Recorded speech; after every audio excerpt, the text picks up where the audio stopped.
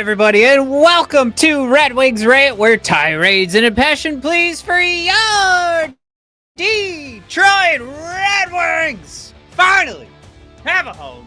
That's right, we're here asking ourselves, is there such a thing, or at least should there be, celebrated moral victories for your Detroit Red Wings? Just to kind of kick off the conversation here, and yes, Matt's all alone to start. I know mi hermano's on his way. No biggie there. But we're essentially like asking this question where it's like, okay, you're getting further away from the playoff picture. Your GM made the choice. Like I'm not gonna do anything at the trade deadline except for bringing in Petey, Mrazek, and it's just you were told like the rest of the season didn't matter. And we've spent a lot of time these last few years, like looking at different things happening in the analytics, different things happening for, like the Marco Caspers of the world, like Max Boltman's great article that came out sort of profiling like what's been going on with Marco Casper. And you just want to like, I don't know. Like it's just so frustrating that it's like, all right, cool. Our biggest rival, the Ottawa Senators, despite blowing one to the Montreal Canadiens, which we will get to in a second. Cool. Senators just rolling off 6 or 7 in a row. And then who's the team that spoils their winning streak? A new player in the wild card field. A team maybe, I don't know, like 2 months ago, you wouldn't have even guessed would be a part of this conversation. But it's tough. It's frustrating. And, to ask this question of like, are these moral victories worth celebrating anymore? And of course, we're going to talk about, like I already mentioned, Mrazek and him getting his shutout win, Marco Casper doing great, and really standing out as somebody that can hold his own with the likes of an absolute like all-timer, one of the greatest American hockey players of all time, and Patrick Kane and Alex DeBrincat. And he's able to center that line, right? He's able to keep up with those boys, create plays on his own, be the piece to that line that line so desperately needed. But then, I'm gonna pull up the standings here, but then you're behind now. Like, it's great. It's great. Peter Mrazek, you trade for him. How cool is it? He gets a shutout the other night. Woohoo. Marco Casper, fantastic. It's just, it looks great. It looks like you have a real solution there. Simon Edvinsson, legit. Like you've got 2 defensive pairings now going forward. Just great. It's great. And even in some of the losses, like we've talked about too, where it was like you could have seen a victory no problem against Washington, and we'll get into that. But it's just, man, how many is it not just killing you right now to like have to keep telling yourself there's like these little iterative movements we're making, especially now with Ottawa at 77 points. They've played 1 less game than you right now. They've started the conversation of whether or not they can jump into the top 3 in the division. Is there a team we wanted to see this less for? Matt's aboard. Matt throws in there, any moral victory at this point is only a hindrance to the future success of the franchise. Chef's kiss, Matt. That is an incredible call. Incredible comment there. That is exactly kind of where my head's at. The more of these little things that pop up, that kind of just help you like get to game 82, like the little tiny stories about like, oh, it's almost there. We're so close. Just kind of feels like it's going to give our front office another excuse or give them a little more leeway, right? Instead of doing the trade for Linus Olmark and picking up Dylan Cousins, who's freaking killing it for the Sens right now. So instead of making those moves, it's okay. We didn't lose any prospects. We didn't lose any draft picks, and Peter Mrazek got a shutout the other night. So, yeah, idiot Senators, wheeling and dealing for what? A guy that's going to help right now? Who cares about right now? We've got all of our draft picks locked and loaded. We're good to go. Decoy thrown out there. Number 3, number 56. Stink! Can't argue there. Although we are going to pull up the player cards from the Vegas Golden Knights game and the shutout. Little tease here. I was shocked to see who's at the top of that. Who's at the top of that card? Yeah, and Matt throws out there too. This is like the crux of it. It's just like, and Matt, your comment is we need a high draft pick. Only way to get there is by losing. I couldn't agree more. And I think it's just one of those things where it's like, and we've been saying this on the show for years, but you aren't deciding what you're going to be this year when you say you're going to hold on to your draft picks, but also like you're as a front office, right? You're dedicated to your future. You're dedicated to what your prospects in your pool could be, as well as dedicated to the draft. And your dedication is on these things that aren't even guaranteed to come. You know, they might come. I don't even want to say they will come. These are things that might come to fruition. And of course, any risk you throw out there, there's a chance it doesn't work out. But the Red Wings right now are escaping from the risk of what if it doesn't work, you know, right now with a player that we trade for. We trade away some prospects and it doesn't work right now.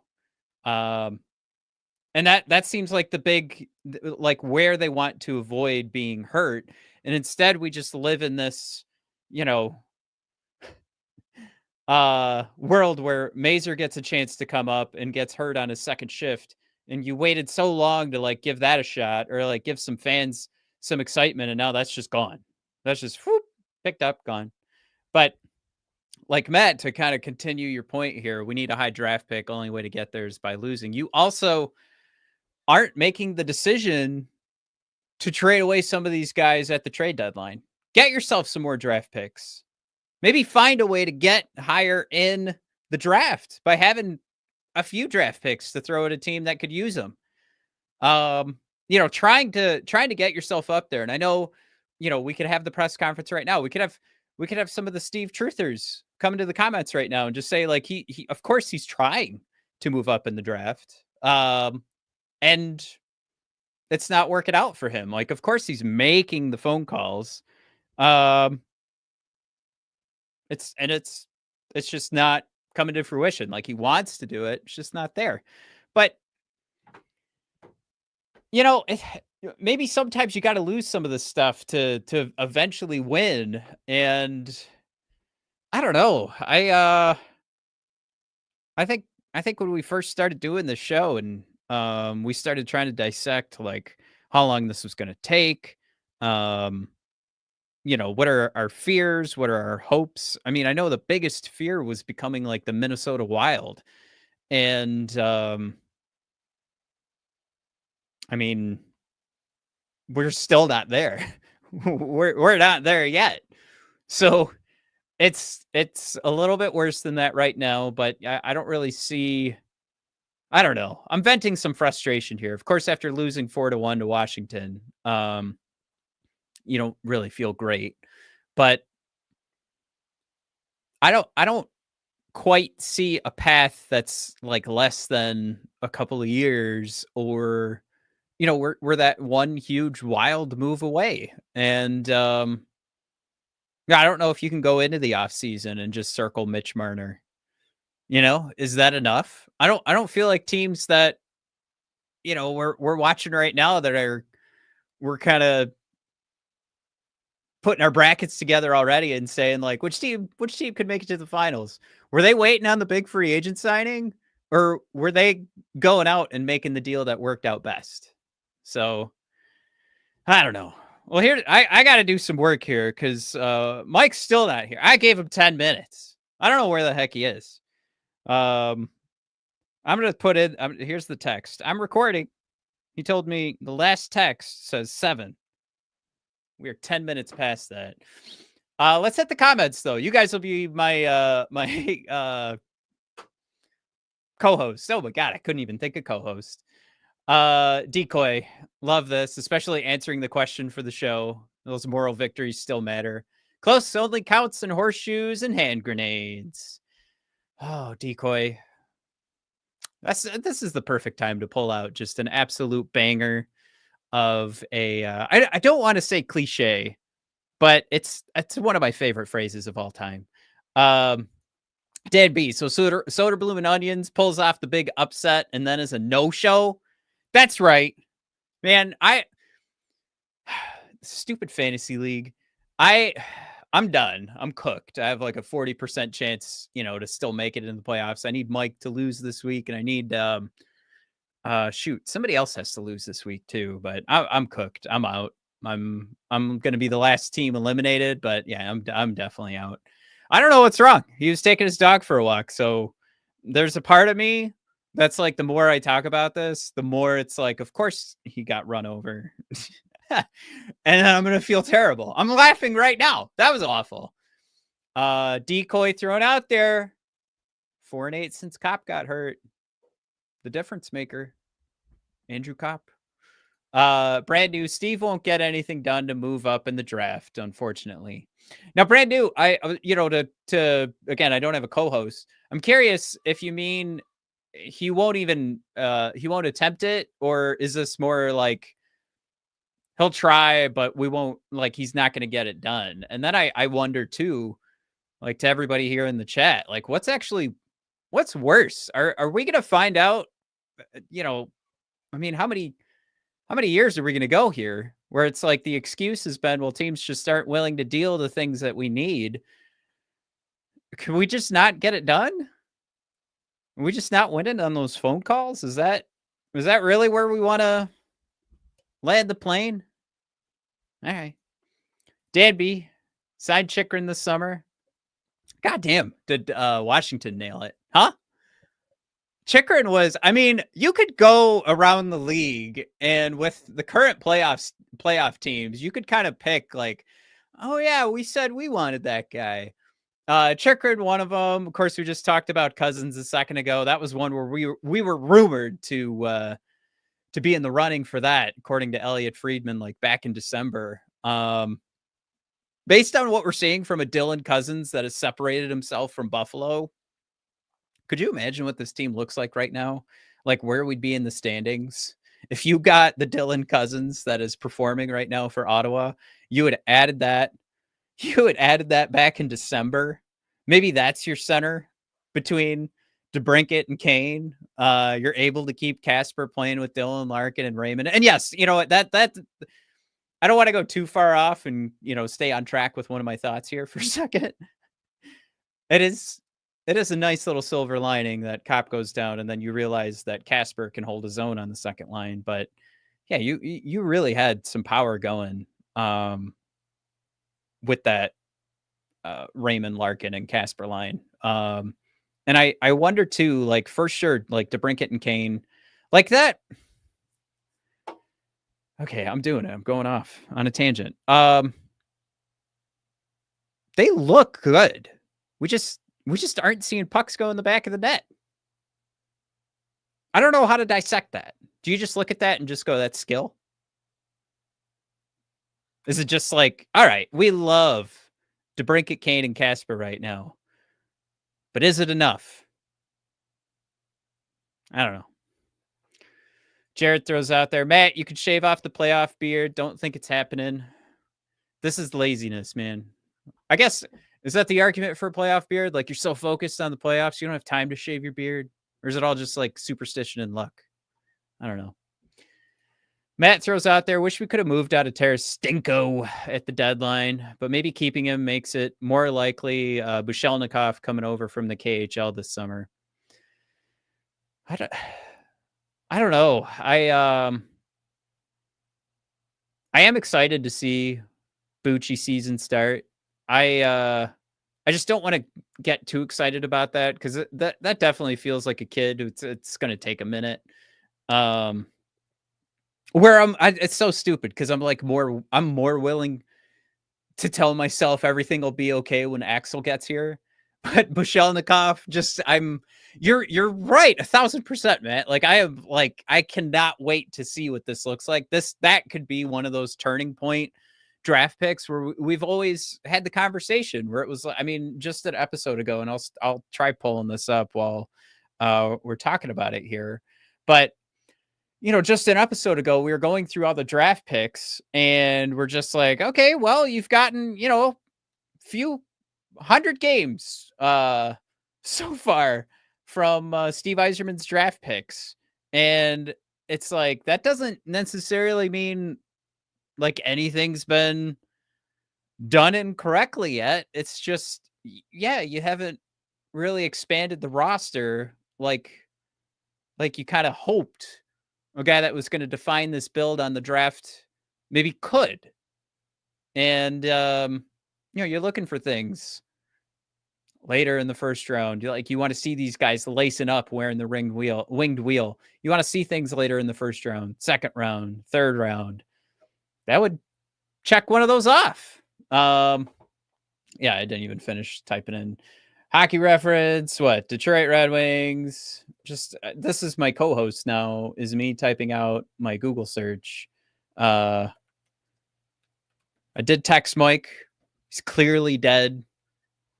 I'm gonna feel so bad about this later. Now that Mike's dead. Yeah. I don't know what else. I think this is breaking news. He's clearly dead. It's been 17 minutes after he told me he would join me here in just a minute. It's really sad, you guys, to lose a brother. I don't know if y'all have lost a sibling. Obviously, I'm making a joke. I do apologize if you have lost a sibling, especially recently or anything like that. God, why do I do that? I don't know. Okay, so here I am. I'm pulling up the draft picks from the Detroit Red Wings from our Yzer plan. Let's pull this sucker up just so we can continue the conversation here. But yeah, when did we get our Bucci boy? Was that there he is, 2022, our Marco Casper year. And if you go through this list and try to find exactly what we were defining there a week ago and what I was just talking about, you can go through these draft picks and just like, God, remember how excited we were reading about so-and-so in the SHL or what have you.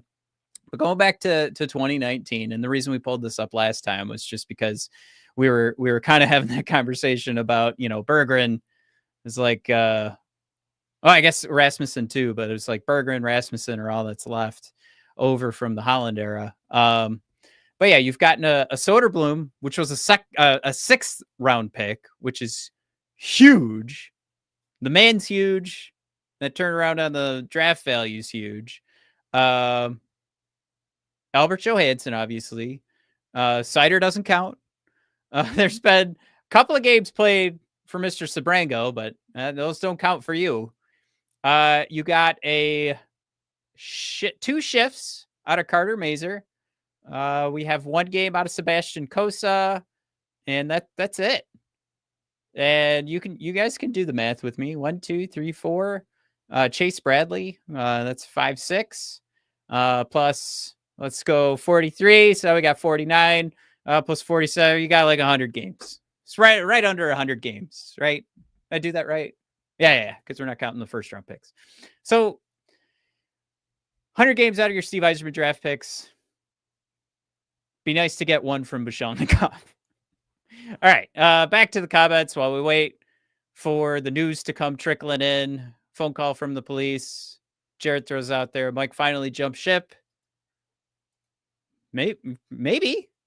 He said earlier today, so this was me telling him what I wanted to talk about tonight. I said, I've got nothing to talk about except for more sadness.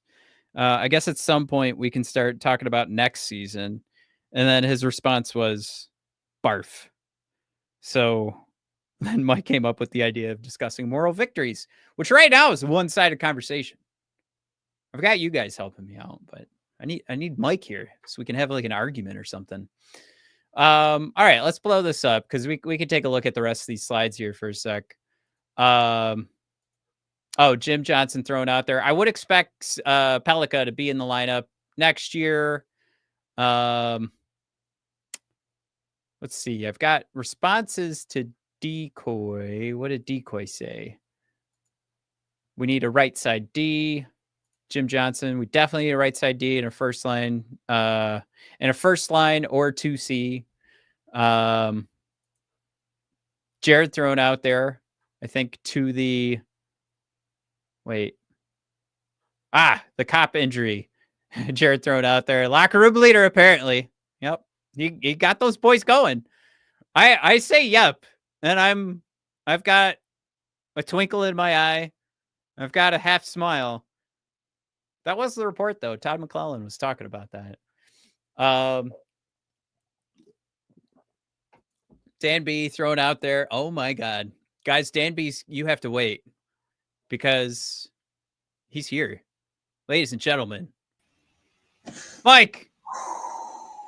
He made it. The last fan standing. How's right. I still got a Red Wing hat on. That's cool. They don't deserve to lay on this body. On this physique.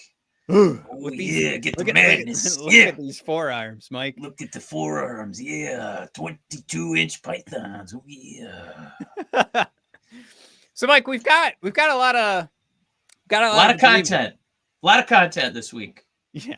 We've got a lot of agreement actually with questioning. Do we give two craps about moral victories? Mike's getting his beverage ready, so that was really nice of him to mute himself for a second. For once, got that. You guys hearing a little snake in the background going. Yeah, I mean, I think I posted to you earlier today about if. Oh boy, I hear Milo going wild back there. Yeah. Jared said he's here. Crap. Scatter. Talking about moral victories. Man. Yeah. No, we're too deep into this rebuild to be talking about moral victories, right? I mean, this is a team with Larkin, Lucas Raymond, Patrick Kane, DeBrincat, Sider, Edvinson, Casper. Can I say Casper as a Rookie of the Year candidate, Matt? I don't know if we're putting a DraftKings bid on him winning NHL Rookie of the Year, but I don't think it's that wild for him to win. Oh, Jared asking, is Jared tripping or is Mike's camera angle set to OnlyFans? It's a pretty good angle. Yeah. I think I'm gonna buy a green screen and do like a Red Wings OnlyFans for you guys. That'd be fun. Yeah. So, do you? It's just a Kane jersey, no pants. But go ahead. Yeah, I was wondering if the stirrups were on either side of your camera right now, just like off screen. I've been recording in a dungeon since day one. Jim wants to know, Mike, did you get lucky? Is that why you're showing up late? I showed up late because we had some shenanigans at work and I couldn't not walk the dog because then you would have heard the dog the entire episode. So some necessary evils. So I'm sorry. Oh, he gave us a real answer. Now we all feel bad. That was what I was trying to do, you jerks. Oh God, don't look at this gauntlet schedule. I'm not ready for this. Yeah, so you go down to Washington. You actually went down to Washington, but you lose to Washington. So what's left, Mike? I don't know. We could look at it this way. We could actually look at the schedule. I mean, Tankathon is still doing damages to us. You've got 4 easy opponents left. Everything else, I mean, Dallas, Vegas, Carolina, 2 against Florida, Colorado coming up next week. You got Toronto. I mean, this is rough.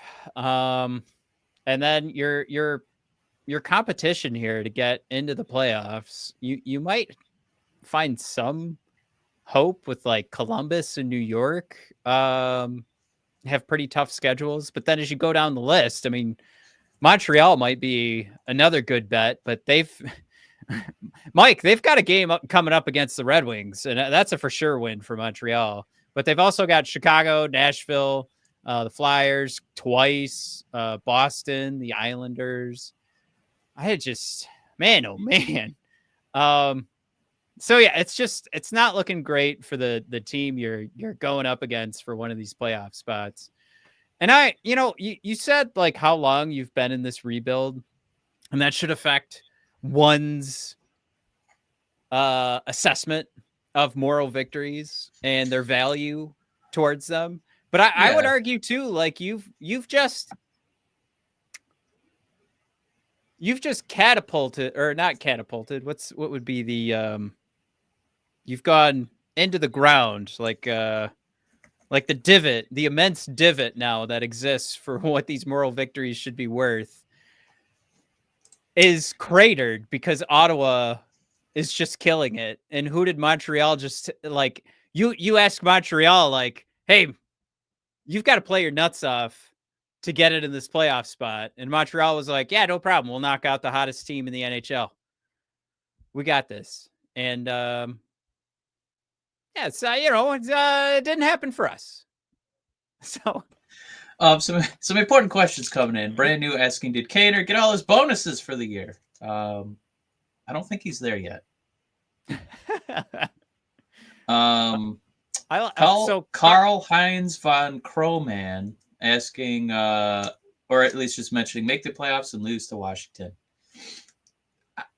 Listen, I don't know if there's a ton of that crowd on this show, but I find it difficult to be in management on this team and walk by the locker room and make eye contact with people like, Larkin, DeBrincat, Kane to an extent, Seider, Raymond, and just be like, you know what? We're not going to do anything at the deadline again. You guys aren't good enough. So no, it doesn't mean anything to us for you guys to be the 8th seed. We would rather watch you just flail and kick and flounder your way to maybe the 11th worst team in the NHL. You're welcome. If you guys don't play better on your own, it's internal growth or nothing at this point. So yeah, look, if this was a different sport, and I'm talking like football or basketball, like the disparity between 1 and 8 is, vast. But hockey is such a weird bird where there's a chance that, just get in and weird things, weird puck bounces. The games are tighter. Outside of that third period, the Red Wings played pretty good against Capitals. And I think that's kind of how you probably started this whole moral victory thing. I can't believe we're going to do another season of, I know Larkin's obviously he's getting paid to do what he's doing, but it's another season saying we're not really going to support you. Sorry. The rest of what we've already put together is not good enough, so we're not going to actively try to get this team into the playoffs.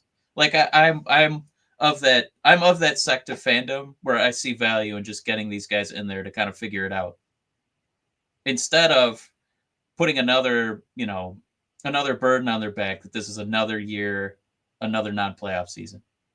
Yeah, the way that I put it together at the start of the show, Mike, you were noticeably absent. At the start of the show, I was complaining again because we've had this conversation a bunch of times. Matt was complaining on Red Wings Rant? Weird. Okay. They won't decide what they want to be, except for the fact that they don't want to be the team that takes a risk now. They only want to risk your time and test your patience. And will you still be around? Will you still be a fan? Will you come crawling back? Somebody that hosts a Red Wings podcast and whines is going to be around forever. So they don't really need to worry about getting our money. But there are folks out there who could just like lose interest in hockey overall. And that's what they're risking. And they're fine with that. But risk this prospect pool, risk a draft pick for something that could help your team right now. Get the F out of here. That's not what this team's all about. But it's not that they have to make that choice. They're also not making the choice to go all in on draft picks. And Matt was we started the show. It was me and Matt. And he threw out there. Like so wait, I missed you. I missed you in a couple of sock puppets, sir. I just made up a word. I just said gone. Yeah, it's just me and his sock. Me and Matt and Maddie. But it was essentially just the argument of like, if you are going to say, and again, we've said this a million times, if you're going to say that you're focused on the draft, then focus on the draft. Get yourself some good draft picks. Because that's honestly, like, I don't know, save for a trade that's going to just come out of absolutely nowhere and drop in our laps. That's the only way you're going to get that elite talent. So we've opted, instead of getting players, instead of obtaining more draft picks, we've picked up more 30-year-olds. Yep. We picked the least attractive of the three options. And Carman, welcome. I don't know if he's been a commenter because obviously I'm very late, Carman, but welcome. Saying Detroit didn't take advantage of the softer schedule early in the year. Steve hired the loan in the first place and kept him. That's on him. Outside of drafting, poor grade. Not really a lot to debate on there. Blake thrown out there. F off with it's Yzerman's fault. You go Blake, do it then. I wish I could. Are you on McCarty burner account? What are you doing over there? Blake, whose fault is it? Is it just like, well, he put together an A+ team. Blake, are you trying to fire Todd McClellan? Blake, what? How dare you? I'm speaking for you, Blake. Blake, how dare you try to fire Todd McClellan? He is the greatest coach to ever stand behind the winged wheel on the bench. What if we don't fire Yzerman because that's too extreme, but we just demote him to head of amateur scouting? See if he's done a pretty good job there. Blake confused about who brought Justin Hall onto this team because Blake says fire Hall. You know what? I don't. Can I say that we can't fire Hall? He's here for the long haul. But Corey, on the coattails of Carbon, saying hard to argue against this point about not taking advantage of the schedule. Yzerman hiring the loan in the first place. Outside of drafting, he's done a poor grade. Corey saying, lest we forget the glorious Wallman trade and his litany of free agent signings that have not panned out, especially at the defensive pairings, 30-year-old centers that are just not doing super great. And I like that you said this, Corey. So are you going for a little comment of the episode? I still want our journalists to actually dig into the Wallman thing. Don't tell me there isn't a story there. Corey, I'm afraid there is, but it's going to be one of those like sad stories. I don't know. I don't know what else it could possibly be. Because it's not related to hockey play because he's one of our better defensemen. It's going to be a Keith Gave book. Keith Gave will be dead by the time it comes out, but it's going to be that style of that's how we're going to consume that content someday. I don't think we're going to get an article, but for any of you goofuses listening that get paid to be journalists and aren't just like editors who have access to the press conferences, but any of you goofballs that think you're journalists, like, get out there and figure out what this Wallman thing is. Like, do the job. We need you now more than ever. Come on. That's real juice there. It's worth the squeeze. What was I going to throw in here?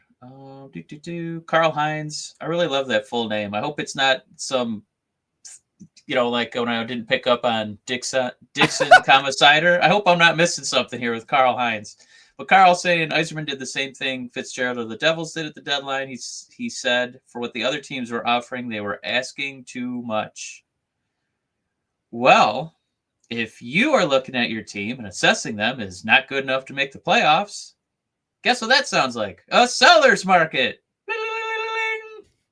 Do a little sellerooski and get some draft picks. Yeah. I mean, you're 100% right. It's the non-action. We're not committing one way or the other. I don't lose the Tarasenko draft pick. Who cares? Was there really nothing? Nobody was out. Okay, you know what? I probably can believe that nothing was out there for Tarasenko, and you didn't want Steve to like pay to get rid of him. But man, listen, if guys were calling about like Cider, obviously you hang up. But I mean, if they were calling about Comfer, if they're calling about Cop before he got hurt, like you're telling me teams didn't want depth at second, third, fourth center. We couldn't have gotten any picks for that. And I'm not dying to blow the team up. But if the market is that tough and people are just asking exorbitant amounts, right? As far as like Wallman getting a first round pick. I feel like we have a couple guys that could have just got us a little bit of draft capital. And like the best we could do is getting Peter Mrazek for the sexiest collarbones of all time in Joe Veleno. Which, if you guys don't know, that's a nod to he sent Matt a cameo shirtless as a Red Wing fan. I still never shared that, did I? Yeah, I got a shirtless cameo where he was very like the eye contact on the camera was intense. So you're basically. I think he knew it was for you, right? I think he said. I don't know if he didn't open up the wrong app or something. Maybe he thought he was on his OnlyFans, but I haven't watched it since last night, so I don't know. I'd have to get back with you. Casey Charnomsky reminding us. I love Blake. What did Blake throw out there? Yeah, I just love Blake because he said, "I don't believe Yzerman made any mistakes. It's all in his plan." Blake is like this fascinating thought experiment where he just puts this stuff out there and we're all like, no, you're wild. Then he just makes even wilder claims. Yzerman blameless in all of this. I love it. But yeah, Casey reminding us that it is Yzerman's brother who's the pro scout. Corey throws out there, it's official. Blake's a bot. Oh, look at Blake. At least he's trying. Damn it. Well, do we have proof? Was he though? Was he though? There's a lot of inactivity at that trade deadline, Blake. That's all. I mean, you looked at the team. We were there that last game, right? We were at the Utah game together. We saw Steve just holding his head in his hands, and it looked like he was like, "Oh, damn it! I'm gonna get in so much trouble with the fan base. Oh no!" He was and they didn't really make any moves. Yeah. You could see him going to like that was like an open mouth chew. And I do want to like, I'm going to be like Seinfeld here for a second, but that's a very particular gum chew. That's like a anger filled. Like you aren't just like chewing the gum for the flavor. You're not going to blow a bubble in a minute. You're just like that's your teeth. This is preventing you from splitting all your teeth into pieces because you're just grinding them to bits. That's the gum chew. I didn't have as much fun as Larry David and Steve Yzerman have in defining things like that, but that's the gum chew that Steve Yzerman went with that night. That was rough. I do like Jim thrown in there. We need ownership with balls. I think, Jim, part of the problem is that the Illiches were there for Yzerman, right, when he won the cup for him in 97. So it's like they have like a friend relationship. I think that's kind of part of the problem. All right. It's like they operate like they have 50 years to get this together. There's just the opposite of urgency. So yeah. I think they're just too cute and cuddly, like going to each other's, Thanksgivings and Christmases. So it's there's no pressure to make a move. So, Are you going to come if Mike, are you going to come? Mike, are you going to come to Steve not watching this team, but go ahead. To Steve Yzerman's defense, if the other book, after they talk about Jake Wallman, the other book that's written is about like the Illiches hiring Steve Yzerman and handcuffing him like for years. Like, are you gonna go to Steve Yzerman's defense and be like, see, he was a good GM?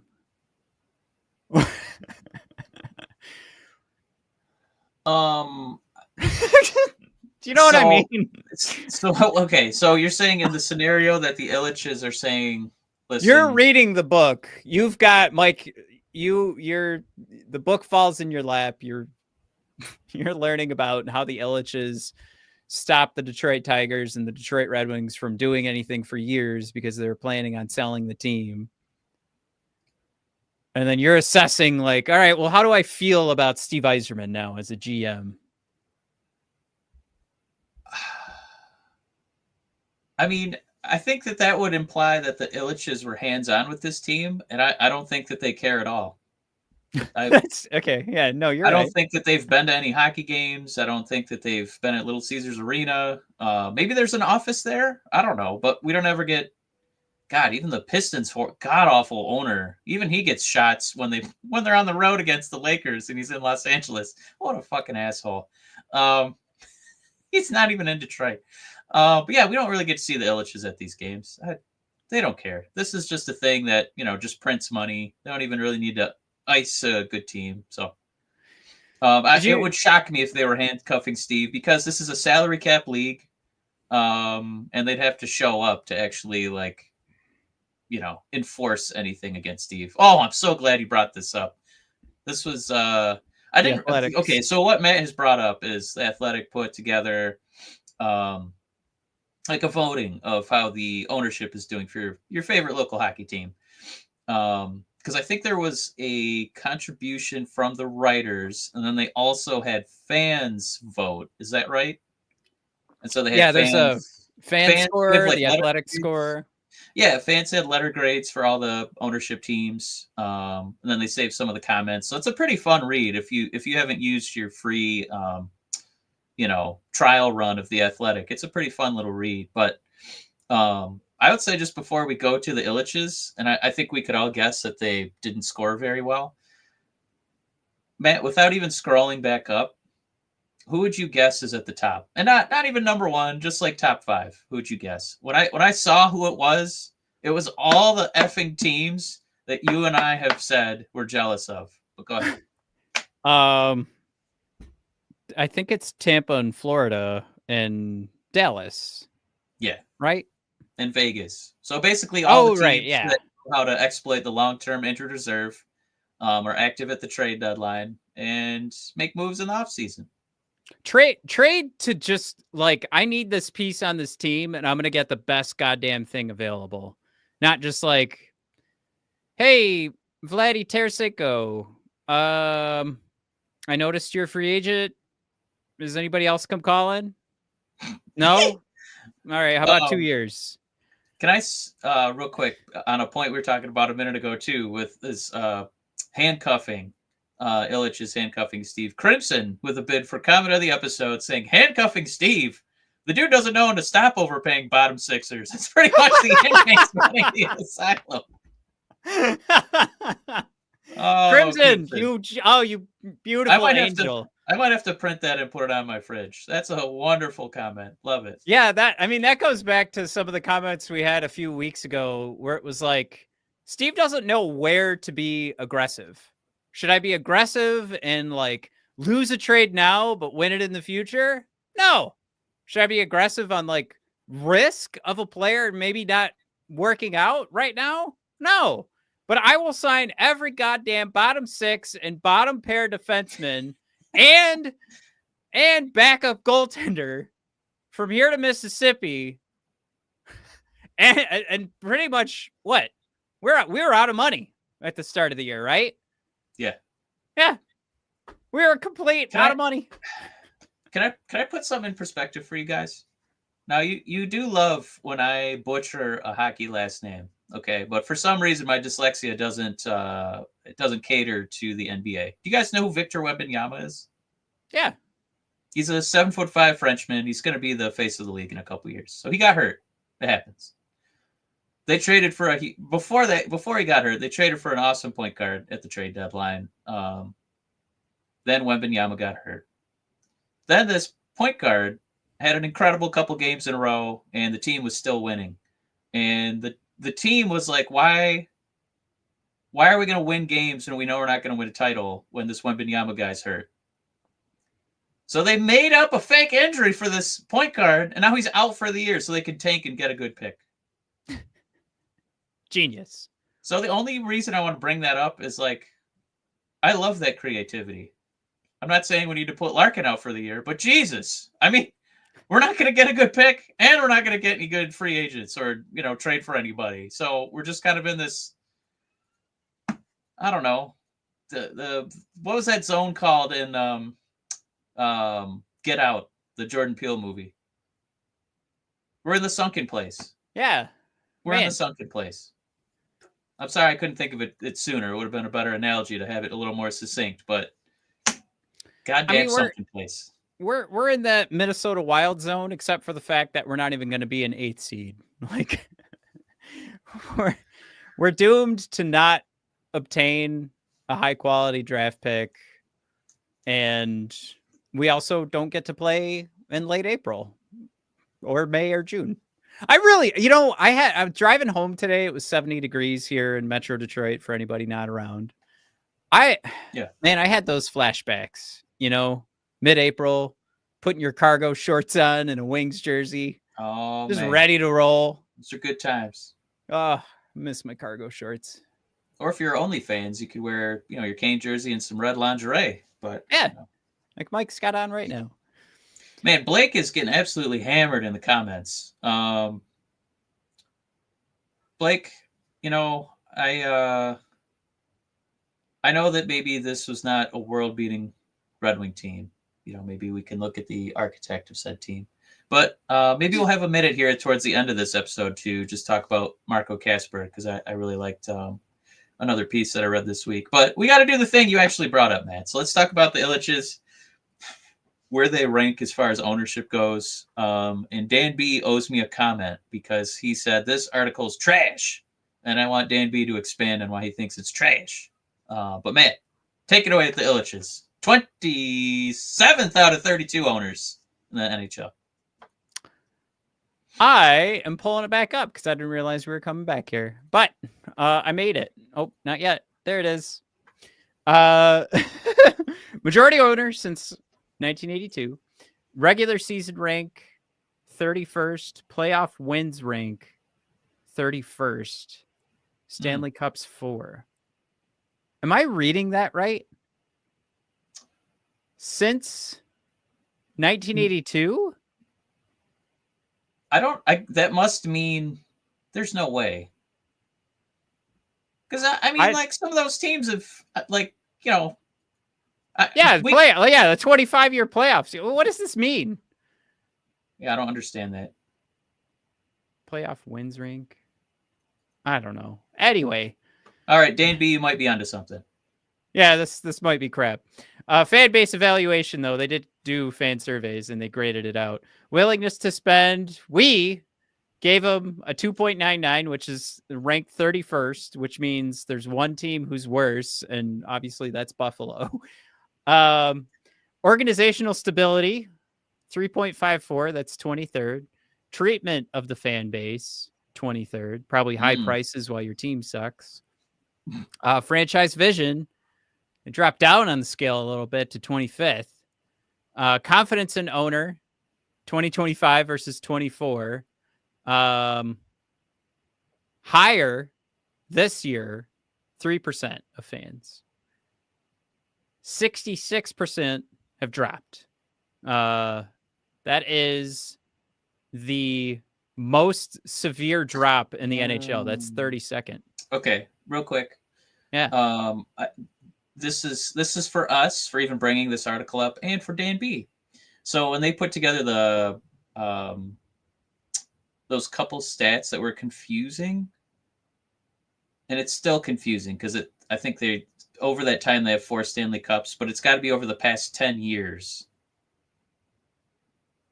Team performance in the regular season and playoffs over the past decade, as well as ownership's general reputation and influence, according to our reporting. So it's weird that why did you even drop the 4 Stanley Cups? Because those weren't in the past decade.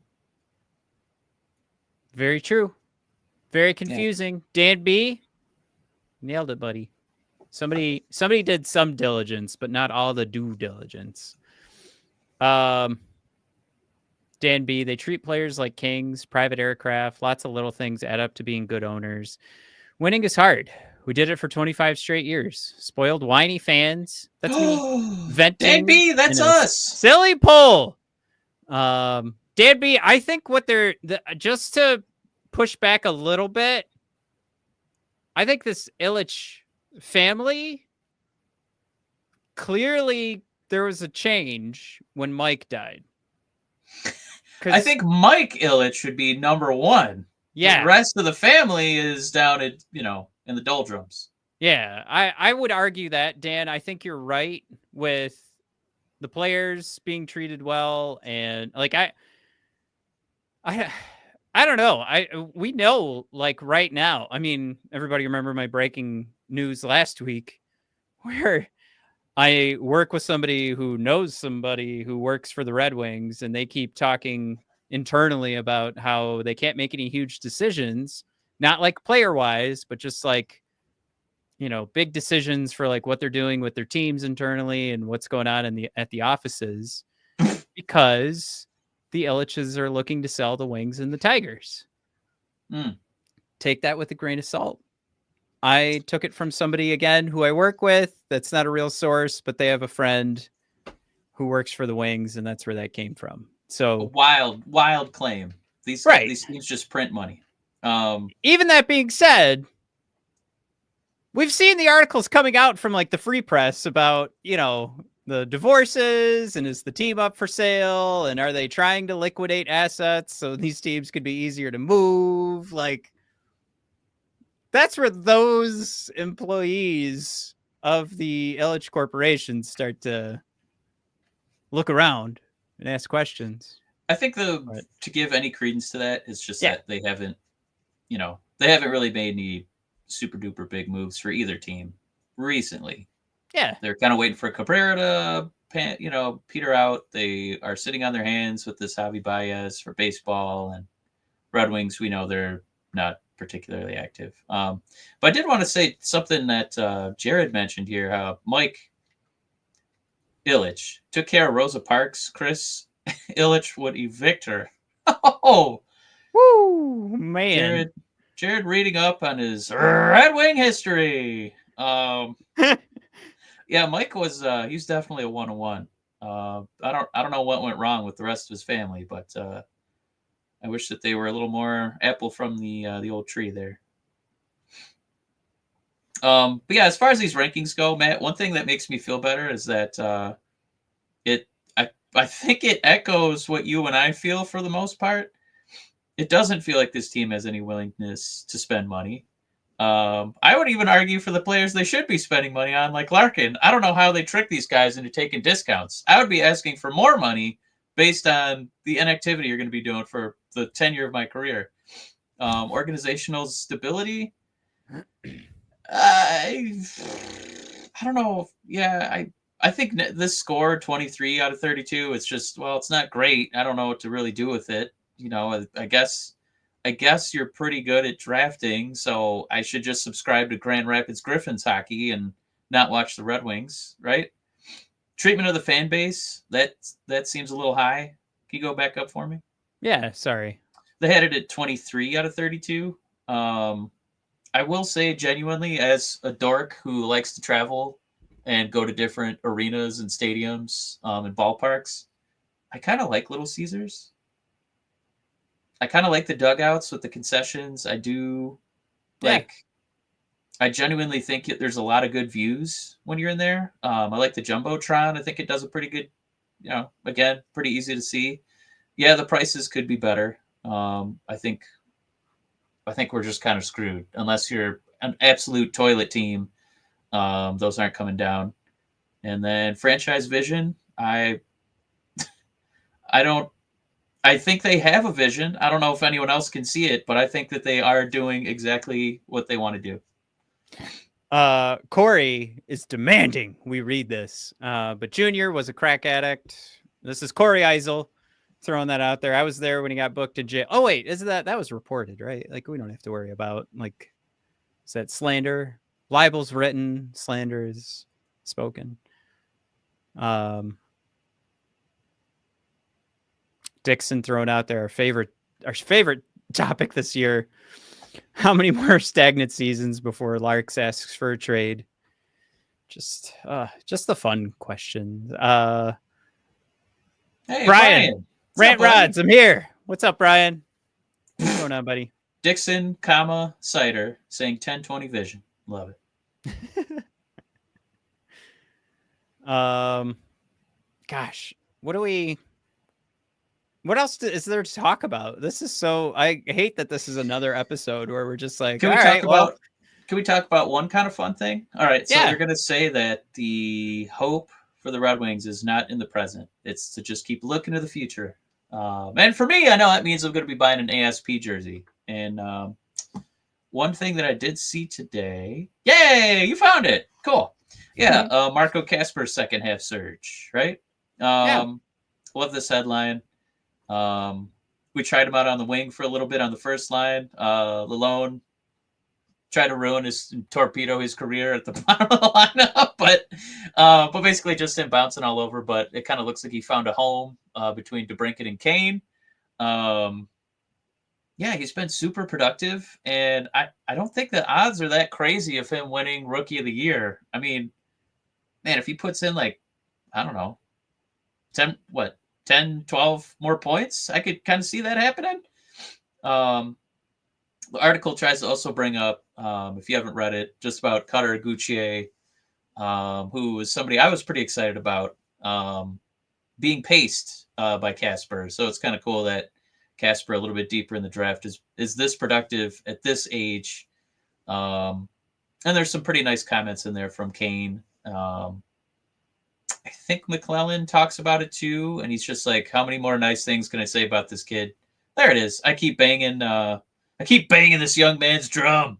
Keep banging this young man. Banging this young man's drum. Because he deserves it. Yeah, it's not all hopeless. I think the management of the team feels pretty hopeless, but there's individual players who should make us feel a little bit better. So that's probably something that we're going to have to focus on here as the playoffs hope continue to dwindle. But a few of our players are still playing well. And I don't know if you want to bring that full circle to our moral victories. And it's maybe we shouldn't even use that phrase. It's just that I kind of thought the Red Wings were just going to throw in the white towel and give up. But even in these losses, they're still showing some effort. So yeah, in terms of watching, rooting interest, viewing interest, thank you for showing the effort. I don't know how you guys are still doing it, and yeah, I'm glad that Kasper's working out. Yeah, I just want to go to that Kane quote, but call out to the team leading expected goals percentage that he's running with, and it probably goes to what Kane's throwing out here. I think he seems a little bit more confident, and he says because he played with Larks and Raymond. I've liked about his game is just his pace of play and his ability to drive the middle. That just opens up a lot of space for us. And he's talking about Kane and DeBrincat, and for him going to the net too. It's definitely been a key factor for our success. And like this is huge. Like, of course, we're pissing and moaning like we always do on this show. Jared threw out there earlier. Well, it is called Red Wings Rant. But we love pissing and moaning because it makes us feel better. But this is exactly what we needed going up the middle. When we've always been complaining about it's fine that Andrew Kopp does what he does, but a lot of guys could do what Andrew Kopp does and be a little bit faster. And you're just sort of protecting those minutes. And it's like, geez, OP, can we get it. Andrew Kopp isn't the worst hockey player in the world, but there's a next level that you could use on this team. There it is. Marco Kasper. It does mean, unfortunately, like we were talking about, Mike, I think you missed the Bushelnikov conversation, but it does mean that we just nailed potentially another first round pick, but we need to get some of those later round draft picks to work out. That's where this whole scheme of focusing on the draft is going to have to work. So this is great that we didn't waste a first round pick. I think I'm almost ready to announce that. I think we feel really good. Like before Marco Casper was able to produce, Yeah. what we saw in the preseason, we were like, no, this kid needs to play. He's playing his nuts off on the penalty kill. Like this is the type of thing we needed. Remember when he did that full like end to end on the penalty kill and then did the whip around the back of the net and almost put one in. And we were just like, that's what you need. You need a guy who's actually like a threat offensively, but is also playing his nuts off defensively. And that's one of those things I felt like we've been lacking. Or we have a guy like Lucas Raymond where you're kind of thinking like, okay, yeah, he could do that. It's great. Plays his nuts off defensively. Can we get more minutes in the offensive zone, please? So Lucas Raymond can show off all those skills where he kicks the puck to his freaking stick and puts one in the back of the net. That was pretty beautiful. So it is about getting these players like this so that when it comes to like balancing out the lineup, and we could see what happens when Andrew Kopp is out, you lose a lot of balance in the lineup. But when that lineup is truly balanced and you're doing the things that Steve said he wants for this team to get the two-way play going, it's going to be that on the offensive side. And I'm not saying anything truly special here, but you're going to need those guys on all four lines winning your battles and then actually putting on some sort of threat at the goaltender instead of it just being like, well, we got in the offensive zone, boys. Time to dump it. And, it's just. Yeah. We have performance art is falling out of his chair, Matt. He's called on you twice and you've ignored him both times. I'm sorry. Said, Matt, which one player would you keep from this roster to build around, hypothetically? So besides Peter Mrazek. I can only keep one on the current Red Wings roster. Yeah. He doesn't. Performance art didn't want to hear me say Patrick Kane. Showtime. Kidding. Come on, it's 30 million now. Because I think the question here too is like between Moritz Seider and Lucas Raymond, who am I more willing to put up in a trade? So right? Can I throw in a tough one? Yeah. If somebody called and said, I'm going to give you X for your best player, right? Raymond and Seider, you're going to sit there and pull your hair out. Could you almost, if he scores, what? Does he get up to, could he get up to 40 points this season? Casper? Could Casper be in that trifecta? Casper, Seider, Raymond? Or is that saying too much? I don't know. He might be that like awesome candidate for us where it's just like, this is the guy we can use to, because listen, we love Seider, right? He's our top defenseman. Hammers people, block shots, doesn't really score. Okay. He hasn't done it yet. So obviously he could still be a great defenseman, not scorer. But I mean, could we find another awesome defensive defenseman? Maybe. Or do you look at Lucas Raymond, who's an incredibly talented player, a little slight, but tries hard on defense, pretty good at the forecheck, and just skilled as hell. Or do you look at Casper, who in his first real season is kind of showing a little bit of everything. Driving play, being skilled, getting assists, getting goals. And the only reason that he's maybe not higher, like if you have to say you have to get rid of one of these three guys, like he's the first one you would do, but that's just because we don't have the resume from him. So like if you're extrapolating year one into the full career, can you see him being the third of that trifecta? I do answering and being a center, which is the most difficult thing to draft or sign, does that also make him the toughest of the three to move at this point? I don't know if that's what performance art was getting at because we started talking about Casper, but I think it's just an interesting point because this season's been so good. That's a much easier question to answer, but you've pretty much nailed everything where my head was going. Like even trying to assess between Lucas Raymond, Moritz Seider, and Marco Casper, but finding those centers seems to be the hardest thing to do in the NHL because every team across the NHL at the trade deadline is like, oh, it'd be nice to have another center. But I think it's easily to answer performance art's question.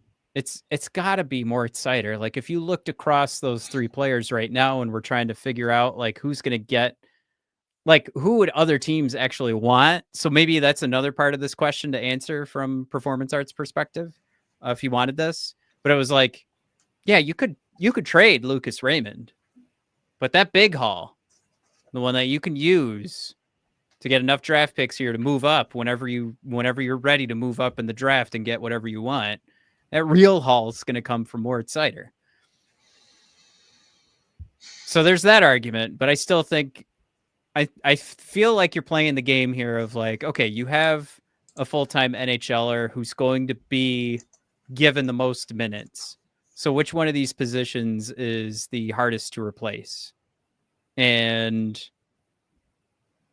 probably center and then right side defenseman. And I think when you're talking about a guy who's got the production and the defensive skill, can put up the huge minutes, man, it's just crazy looking at the minutes on this team.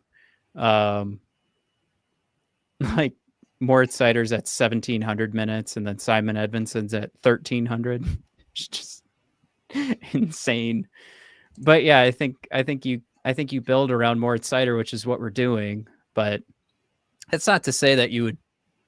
I like the way that you approached it was better, right? Like we're trying to add to the base here, not try to pull legs out. So I don't know. Did performance art respond? I haven't. I'm scrolling down to the bottom. I don't think he threw one in there. But yeah, I think it's just the resume makes it the shorter resume for Casper makes it a tougher.